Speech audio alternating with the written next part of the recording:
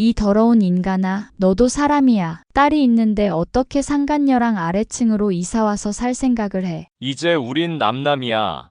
내가 누구랑 어디서 살든 무슨 상관이야. 안녕하세요. 38세 박수진이라고 합니다. 인생을 살아가면서 많은 유여곡절을 겪는다지만 제가 겪은 일을 다른 사람에게 이야기하기 괴롭지만 여러분의 의견을 듣고자 용기를 냈어요. 지우야, 아빠 노트북 좀 써도 될까?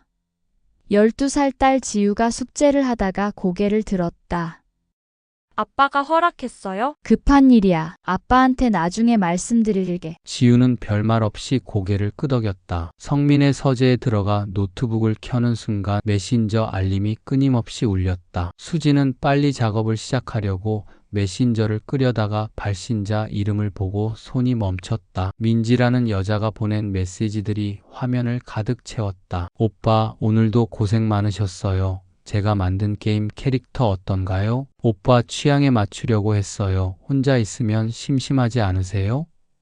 저는 오빠 생각뿐이에요. 내일 저녁에 만나요. 우리만의 시간이에요. 수진의 손이 떨렸다. 마우스를 조작해 대화를 위로 올려보니 더욱 노골적인 내용들이 가득했다. 성민이 회사에서 늦는다며 거짓말을 했던 날들, 출장이라고 속였던 주말들, 동료들과의 회식이라며 집을 비웠던 모든 순간들의 진실이 낱낱이 드러났다. 심지어 지난 주말 아버지 제사라며 혼자 간다고 했던 그날도 민지와 함께였다는 사실까지. 수지는 가슴이 답답해져 창문을 열었다. 시원한 바람이 얼굴을 스쳤지만 속은 더욱 타들어갔다. 15년 결혼 생활, 지우를 낳고 힘들 때도 성민을 믿고 의지했는데 그 모든 것이 거짓이었다니. 그때 현관문이 열리는 소리가 들렸다. 성민이 돌아온 것이다. 평소보다 일찍 온 것도 이상했다. 여보, 뭐해? 불 왜 이렇게 밝혀놨어? 성민이 서재로 들어오더니 자신의 노트북 화면을 보고 순간 굳어졌다. 얼굴이 하얗게 질린 채 입술을 달싹거렸다. 수지는 최대한 침착하게 물었다. 이게 뭐야? 몇 초간 침묵이 흘렀다. 성민은 목을 가다듬으며 말했다. 아, 그거 회사 일이야. 그 여자가 우리 회사에 게임 캐릭터 디자인 의뢰를 해서 연락하는 거야. 게임 캐릭터? 오빠 생각뿐이에요.가 게임 캐릭터 얘기야? 우리만의 시간이 업무 미팅이고. 성민의 얼굴이 점점 굳어졌다. 그리고 수진이 예상치 못한 반응이 돌아왔다. 솔직히 말하면 네가 삐뚤어진 상상력을 발휘하는 바람에 그 사람과의 관계가 끝났어. 이제 만족해? 수지는 귀를 의심했다. 불륜을 들킨 남편이 오히려 자신을 탓하고 있었다. 피해자인 자신이 가해자가 되어 있었다. 네가 맨날 의심하고 추궁하고 간섭하는 바람에 좋은 비즈니스 기회도 날렸고 사람한테 상처도 줬어. 이제 그만해. 성민은 오히려 화를 내며 노트북을 빼앗으려 했다. 그 순간 수지는 무언가가 머릿속에서 뚝 끊어지는 소리를 들었다. 이 사람과는 더 이상 함께 살 수 없다는 것을, 더 이상 이런 모멸을 당하며 살 수 없다는 것을 깨달았다. 이혼하자. 성민이 깜짝 놀랐다. 놀란 표정으로 수진을 바라봤지만 그녀의 목소리는 떨리지 않았다. 조건이 있어. 오피스텔은 팔지 않고 내가 지우와 함께 계속 살 거야. 당신은 나가. 미쳤어? 내 돈으로 산 집인데 내가 왜 나가야 해? 공동명의야. 그리고 지우는 여기서 학교 다녀야 해. 환경을 바꿀 수 없어. 성민은 잠시 당황했지만 곧 비웃듯 말했다. 그럼 법정에서 보자. 내가 돈 더 많이 벌고 있는데. 양육권이 누구한테 갈지 뻔하지 않아? 하지만 수진의 다음 말에 그는 완전히 굳어졌다. 민지 씨한테 연락해서 당신이 기혼자라는 거 숨기고 접근했다고 말해볼까? 상간녀 소송도 제기할까요?야. 그제야 성민의 얼굴이 하얗게 변했다. 잠시 후 그는 무릎을 꿇었다. 제발 상간녀 소송만은 하지마. 회사에서 잘리면 우리 모두 힘들어져. 지우 학원비는 어떻게? 수지는 차갑게 말했다. 양육비는 받지 않을게. 대신 오피스텔 임대료의 절반을 매달 입금해. 그리고 일주일 안에 짐 싸서 나가. 수진아. 이름 부르지 마. 이제 남남이야. 그렇게 12년 결혼 생활이 끝났다. 수지는 노트북을 덮으며 생각했다. 이제 진짜 새로운 시작이다. 하지만 그녀는 아직 몰랐다. 이것이 진짜 시작에 불과하다는 것을. 성민이 짐을 싸서 나간 지 한 달이 지났다. 수지는 드디어 평화로운 일상을 되찾는 듯했다. 아침에 일어나 지우와 함께 식사하고 조용한 집에서 웹툰 작업에 몰두하는 시간들이 오히려 행복했다. 독자들의 반응도 좋았고 새로운 스토리에 대한 아이디어도 끊임없이 떠올랐다. 무엇보다 지우가 예전보다 훨씬 밝아졌다는 것이 가장 큰 위안이었다. 엄마, 아빠 없어도 우리 잘 살 수 있을 것 같아요. 지우가 숙제를 하다 말고 웃으며 말했다. 그럼 우리 둘이면 충분해. 수지는 딸의 머리를 쓰다듬으며 답했다. 정말로 그렇게 믿었다. 그런데 어느 날 관리사무소에서 연락이 왔다. 12층 입주자님, 11층에 새로운 세입자가 이사 온다고 하네요. 내일 이사 들어오실 예정입니다. 아, 네. 그런데 전세입자는 언제 나가신 건가요?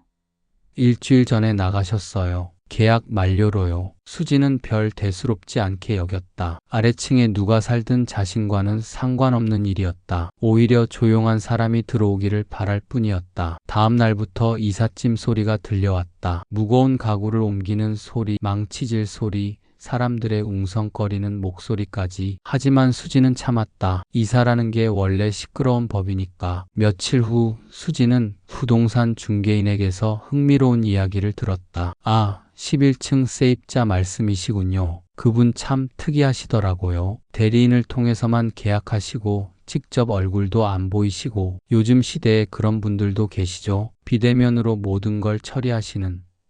대리인요?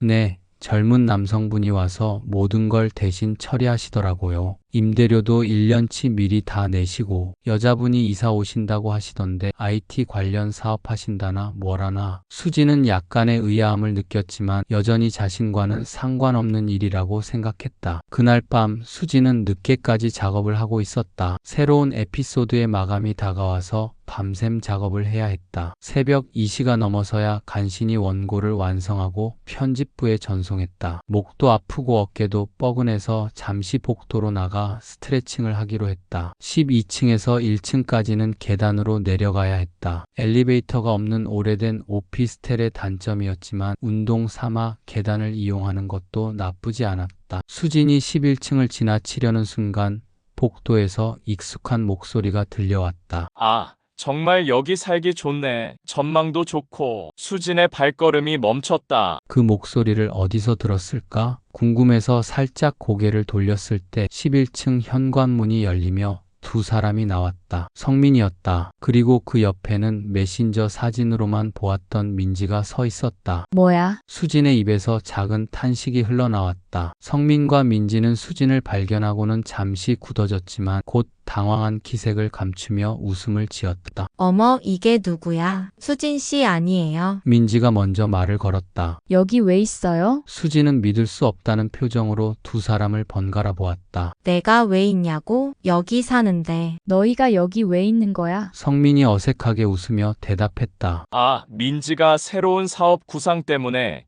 이쪽으로 이사 왔어. 나도 가끔 들르고. 들른다고? 수진의 목소리가 높아졌다. 새벽 2시에 들르는 거야? 민지가 태연하게 말했다. 아, 그런가요? 저희는 다시 만나고 있어요. 이혼하셨다고 들었는데 축하드려요. 이제 성민 오빠도 자유롭게 된 거네요. 수지는 현기증이 날 것 같았다. 이 여자가 지금 자신 앞에서 당당하게 전 남편과의 재결합을 선언하고 있었다. 미친 11층이 너희 집이라고? 네, 계약했어요. 1년 계약이니까 앞으로 잘 부탁드려요. 이웃사촌으로. 민지의 목소리에는 조롱이 섞여 있었다. 수지는 즉시 관리사무소 전화번호를 찾았다. 비록 새벽이었지만 응급 상황이라고 생각했다. 11층 계약 파기해주세요. 위약금은 제가 물겠습니다. 하지만 관리사무소 직원의 답변은 차가웠다. 죄송하지만 입주자님께서 직접 요청하셔야 하고 이미 계약금과 보증금을 모두 납부하신 상태라 쉽지 않을 것 같습니다. 성민이 수진의 전화를 끊고 나서 말했다. 수진아, 나도 이 건물에 대한 권리가 있어. 공동명의잖아. 내 건물에 내가 누구 데려와서 살게 할지는 내 자유야. 이 더러운 인간아. 수진이 소리를 지르려는 순간 민지가 손을 들어 말렸다. 다른 집에서 항의 들어와요. 조용히 하세요. 그리고는 성민의 팔을 끌며 집 안으로 들어갔다. 현관문이 닫히기 직전 민지가 고개를 내밀어 말했다. 앞으로 자주 보게 될 것 같네요. 잘 지내요. 수지는 그 자리에 서서 한참을 멍하니 있었다. 설마 이런 일이 일어날 줄은 꿈에도 몰랐다. 전 남편과 상간녀가 자신의 바로 아래층에 이사를 와서 당당하게 동거를 시작한 것이다. 다음날 오전 수진이 잠에서 깨어났을 때는 이미 늦은 시간이었다. 어젯밤의 충격으로 새벽까지 잠을 이루지 못했던 것이다. 지우는 이미 학교에 갔고 집은 조용했다. 그런데 갑자기 아래층에서 망치질 소리가 들려왔다. 쿵쿵쾅쾅 무언가를 벽에 박는 소리가 계속 들렸다. 수지는 참다 못해 아래층으로 내려가 인터폰을 눌렀다. 네. 민지의 목소리였다. 너무 시끄러운데 좀 조용히 해줄 수 있어요? 아, 죄송해요. 인테리어 공사 중이라서요. 곧 끝날 거예요. 하지만 소음은 오후까지 계속되었다. 수지는 작업에 집중할 수가 없었다. 저녁 무렵 성민이 다시 나타났다. 이번에는 대놓고 열쇠를 들고 11층으로 들어가는 모습을 수진에게 보여주었다. 마치 나 여기서 살 거야, 어쩔 거야? 라고 도전하는 것 같았다. 수지는 법무법인에 전화를 걸었다. 변호사님, 전 남편이 제가 사는 건물 아래층에 여자와 함께 이사 왔습니다. 이걸 법적으로 막을 방법이 없나요? 공동명의 건물이라면 법적으로는 문제 없습니다. 다만 고의적인 괴롭힘이나 스토킹으로 입증할 수 있다면 입증이요? 네, 명백한 증거가 있어야 합니다. 수지는 전화를 끊고 한숨을 쉬었다. 성민과 민지는 분명히 자신을 괴롭히려는 의도로 이곳에 이사 온 것이다. 하지만 그것을 증명하는 것은 쉽지 않을 것 같았다. 그날 밤 수지는 창문을 통해 아래층을 내려다보았다. 11층 창문에는 불이 켜져 있었고 두 사람의 그림자가 보였다. 행복해 보이는 모습이었다. 이제 진짜 전쟁이구나. 수지는 작게 중얼거렸다. 그들이 자신을 무너뜨리려 한다면 자신도 가만히 있지만은 않을 것이다. 성민과 민지의 본격적인 괴롭힘은 그 다음 날부터 시작되었다. 수진이 아침에 지우를 학교에 보내고 1층 출입문을 지나려 할 때였다. 11층 현관문이 활짝 열려 있었고 민지가 일부러 문 앞에서 청소를 하고 있었다. 어머, 안녕하세요. 민지가 과장되게 밝은 목소리로 인사했다. 잘 주무셨어요? 수지는 대답하지 않고 지나가려 했지만 민지는 계속 말을 걸었다. 아, 그런데 위에서 발소리가 너무 크게 들려요. 저희가 밤늦게 일하는 편이라서 조금만 조용히 해주시면 안 될까요? 새벽에도 돌아다니시는 소리가 들려서요. 성민 오빠도 그러더라고요. 수지는 어이없어서 말이 나오지 않았다. 자신이 새벽에 작업하느라 화장실을 다녀온 것조차 트집 잡는 것이었다. 점심시간 수진이 마트에서 장을 보고 돌아오는 길이었다. 계단을 올라가는데 11층에서 고양이 한 마리가 뛰어나왔다. 누구 고양이지? 고양이는 수진을 보더니 꼬리를 흔들며 다가왔다. 수진이 고양이를 쓰다듬고 있을 때 민지가 나타났다. 아, 마로야. 거기 있었구나. 민지가 고양이를 안아 올리며 말했다. 죄송해요. 문 열어놨더니 나갔나 봐요. 괜찮아요. 예쁜 고양이네요. 네, 성민 오빠가 키우자고 해서요. 아파트에서는 못 키웠는데 여기는 괜찮더라고요. 민지는 의미심장한 미소를 지으며 고양이를 데리고 들어갔다. 그런데 그 다음 날부터 이상한 일이 벌어지기 시작했다. 수진이 집에서 작업을 하고 있는데 현관 앞에서 고양이 울음소리가 들렸다. 문을 열어보니 마로가 앉아 있었다. 수진이 민지에게 연락하려고 인터폰을 누르니 민지가 나와서는 어머, 또 나갔나 보네요. 죄송해요 라며 고양이를 데려갔다. 하지만 이런 일이 매일 반복되었다. 심지어 수진이 외출하고 돌아오면 고양이가 12층 문 앞에서 기다리고 있는 경우도 있었다. 분명히 일부러 고양이를 풀어놓는 것이었다. 일주일째 되는 날 수지는 참다 못해 11층 문을 두드렸다. 네. 성민이 문을 열었다. 고양이 좀 제대로 관리해. 매일 우리 집 앞에 와서 울어대니까 작업에 방해가 되잖아. 고양이는 원래 그래. 자유롭게 다니는 게 고양이 본성이잖아. 그럼 목줄이라도 해서 키우던가. 고양이한테 목줄을 해? 동물 학대야. 성민은 오히려 수진을 타박했다. 그 뒤에서 민지가 킬킬 웃는 소리가 들렸다. 더 가관인 것은 복도에서 마주칠 때마다 벌어지는 일들이었다. 수진이 1층에서 올라오거나 내려갈 때 타이밍을 맞춘 듯 성민과 민지가 나타나곤 했다. 어머, 또 만나네요. 민지가 성민의 팔짱을 끼며 말했다. 우리 참 인연이 깊은가 봐요. 정말 그런 애 운명인가? 성민도 맞장구 쳤다. 그들은 일부러 수진이 지나갈 때 큰 소리로 웃거나 애정행각을 부리며 수진을 의식하게 만들었다. 심지어 자기야, 오늘 저녁은 뭐 먹을까?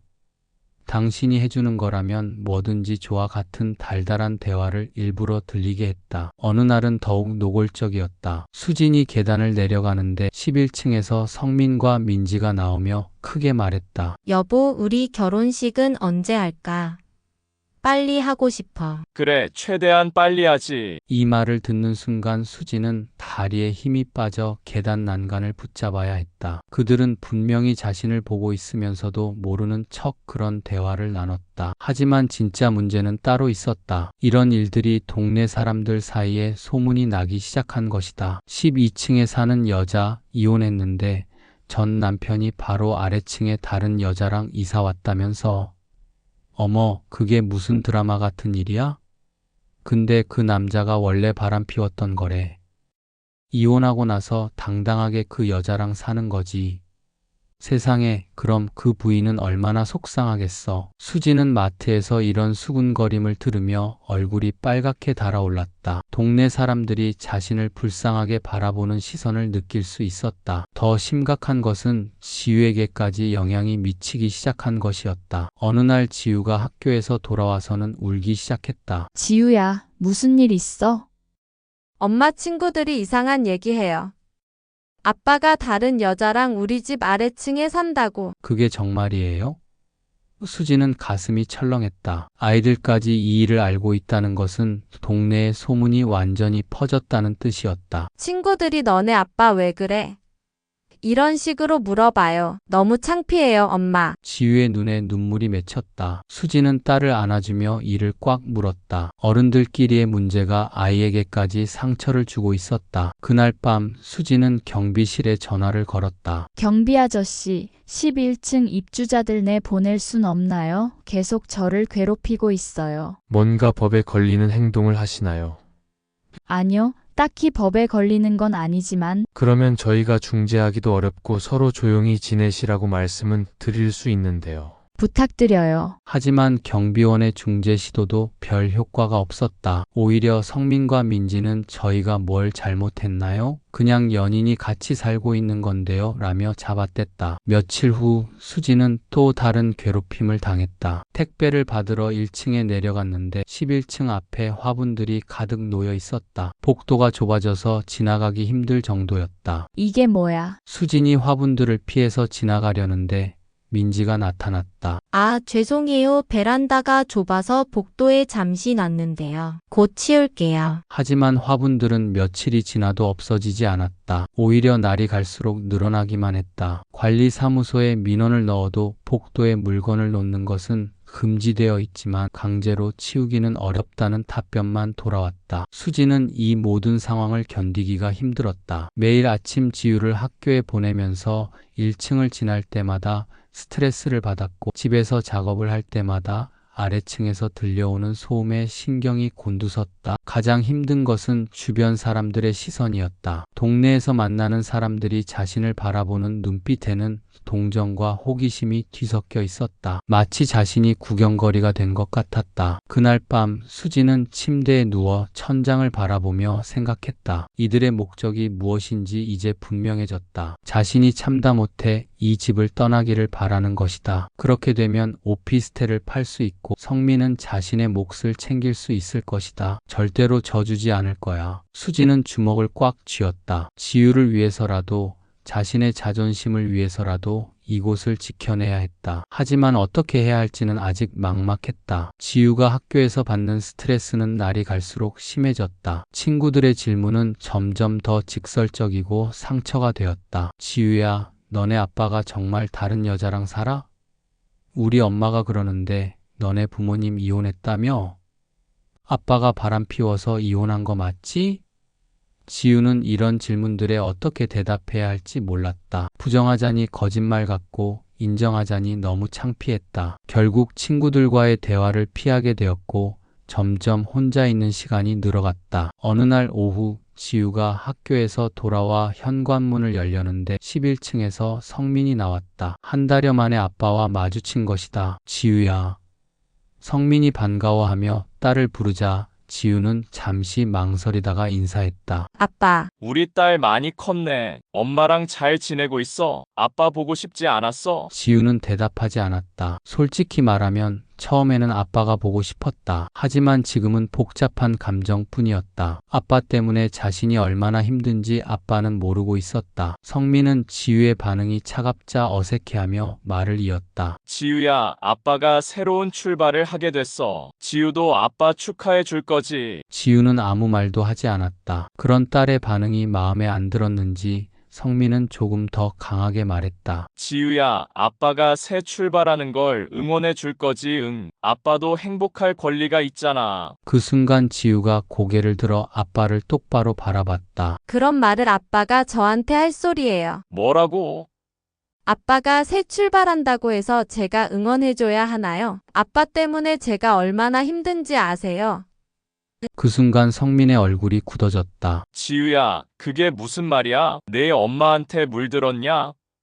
물들었냐고요? 지우의 목소리가 높아졌다. 아빠가 다른 여자와 바람 피운 거 저도 알고 있어요. 그리고 그 여자가 바로 아래층에 산다는 것도요. 친구들이 다 알고 있어요. 너네 아빠 바람 피웠다며?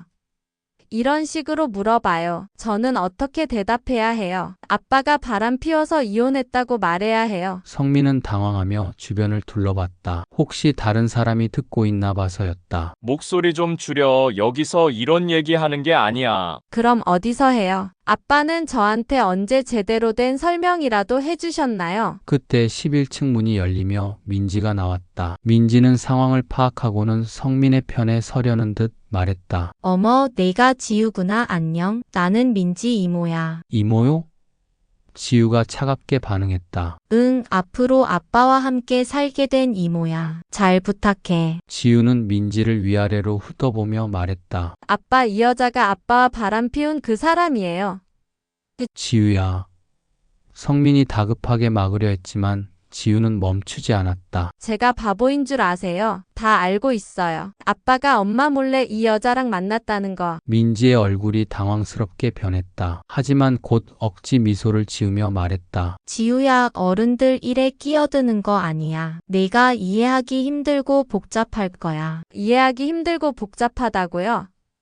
지우가 민지의 말을 끊었다. 뭐가 힘들어요? 아빠가 다른 여자랑 바람 피운 거 그게 복잡한 일이에요. 성민이 화를 내며 지우의 팔을 잡았다. 지우야, 지금 아빠한테 하는 말이야? 내 엄마가 너한테 뭘 가르친 거야?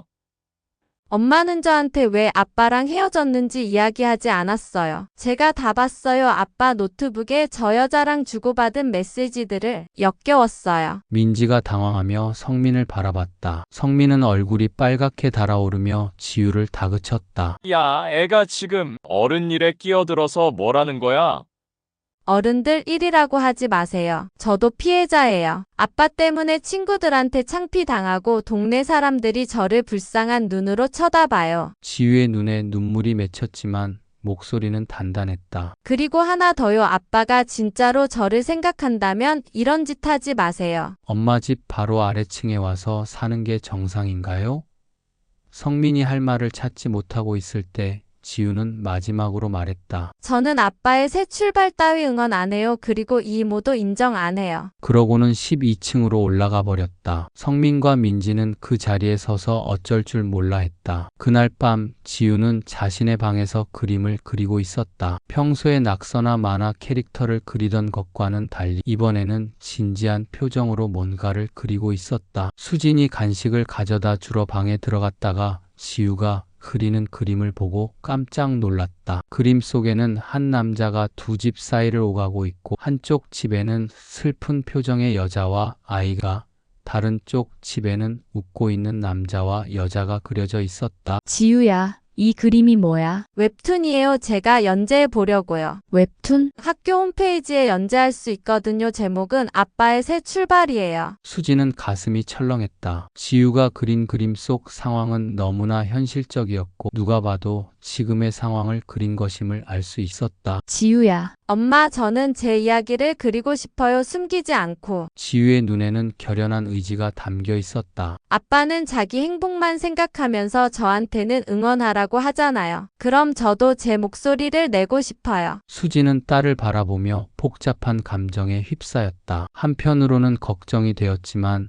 다른 한편으로는 당당하게 자신의 생각을 표현하는 딸이 자랑스러웠다. 엄마는 지우 편이야. 지우가 하고 싶은 대로 해. 지우가 환하게 웃었다. 고마워요, 엄마. 그날 밤 수지는 지우를 안아주며 말했다. 지우야, 엄마가 약속할게. 이 집은 절대로 팔지 않을 거야. 여기는 우리 집이고 우리가 지켜낼 거야. 정말요? 아무도 우리를 이 집에서 쫓아낼 수는 없어. 지우는 엄마 품에서 안도의 한숨을 쉬었다. 그리고 마음속으로 다짐했다. 자신도 엄마를 도와서 이 집을 지키겠다고. 그리고 아빠에게 자신의 진짜 마음을 보여주겠다고. 다음날 아침 지우는 학교 컴퓨터실에서 자신의 웹툰을 업로드했다. 첫 번째 에피소드의 제목은 아빠, 저는 응원 안 해요였다. 그림과 함께 적힌 글에는 아빠의 불륜으로 상처받은 아이의 마음이 솔직하게 담겨 있었다. 업로드 버튼을 누르는 순간 지우는 떨렸지만 동시에 후련했다. 이제 더 이상 숨지 않기로 했다. 자신의 아픔을 세상에 말하기로 했다. 지우의 웹툰이 학교 홈페이지에 연재되기 시작한 지 일주일 후 예상치 못한 반응이 일어났다. 처음에는 학급 친구들만 보던 웹툰이 다른 학년,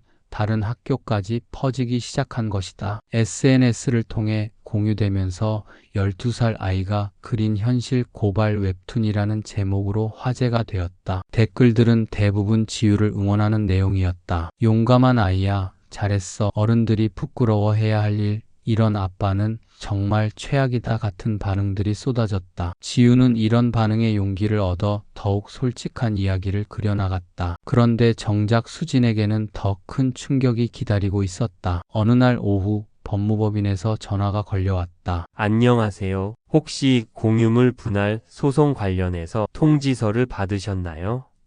공유물 분할 소송이요? 네, 성민 씨가 오피스텔에 대한 공유물 분할 소송을 제기하셨습니다. 강제 매각을 통해 지분을 나누겠다는 내용이에요. 수지는 전화기를 떨어뜨릴 뻔했다. 성민이 결국 법적 수단을 동원한 것이다. 그럼 어떻게 되는 건가요? 최악의 경우 경매로 넘어갈 수도 있습니다. 법원에서 강제 매각을 결정하면 막을 방법이 없어요. 그런 일이 일어날 확률은 어느 정도인가요? 50% 정도라고 보시면 됩니다. 다만 수진님께서 거주 중이고 미성년 자녀가 있다는 점이 유리하게 작용할 수는 있어요. 전화를 끊고 나서 수지는 한참을 멍하니 앉아 있었다. 성민과 민지의 괴롭힘도 모자라서 이제는 아예 집을 빼앗으려 한다니 이들의 치밀한 계획이 드러나는 순간이었다. 그날 밤 수지는 잠을 이루지 못했다. 만약 집이 경매로 넘어간다면 지우와 함께 어디서 살아야 할까? 전세금도 충분하지 않고 웹툰 작가 수입으로는 당장 다른 집을 구하기도 어려웠다. 하지만 수지는 포기하지 않기로 결심했다. 지우에게 했던 약속을 지켜야 했다. 그리고 무엇보다 이렇게 비겁한 방법으로 자신을 괴롭히는 그들에게 굴복할 수는 없었다. 다음 날 수지는 변호사 사무실을 찾아갔다. 변호사님, 제가 이길 수 있는 방법이 없을까요? 상대방의 악의적 의도를 입증할 수 있다면 도움이 될 텐데요. 예를 들어 고의적인 괴롭힘이나 협박 같은 증거가 있다면 그런 증거를 어떻게 만들어야 하나요? 녹음이나 영상, 문자 메시지, 증인 등이 필요합니다. 하지만 쉽지 않을 거예요. 집으로 돌아오는 길에 수지는 깊은 생각에 빠졌다. 어떻게 하면 그들의 악의적 의도를 증명할 수 있을까?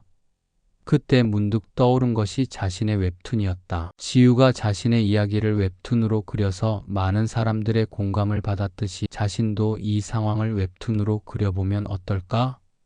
수지는 집에 도착하자마자 노트북을 켰다. 그리고 새로운 웹툰 기획을 시작했다. 제목은 위층과 아래층이었다. 웹툰의 내용은 이혼 후 평화롭게 살던 여성이 전 남편과 그의 새로운 연인의 악의적 괴롭힘을 당하는 이야기였다. 물론 등장인물들의 이름과 설정은 바꿨지만 상황은 자신이 겪은 일과 거의 동일했다. 수지는 밤새워 첫 번째 에피소드를 완성했다. 그리고 자신이 연재하던 웹툰 플랫폼에 새로운 작품으로 업로드했다. 반응은 폭발적이었다. 이게 실화인가요? 너무 화가 나네요. 저런 인간들이 실제로 존재한다니. 작가님 힘내세요. 응원합니다. 법적으로 대응하세요. 저희가 도울 수 있는 건 없을까요?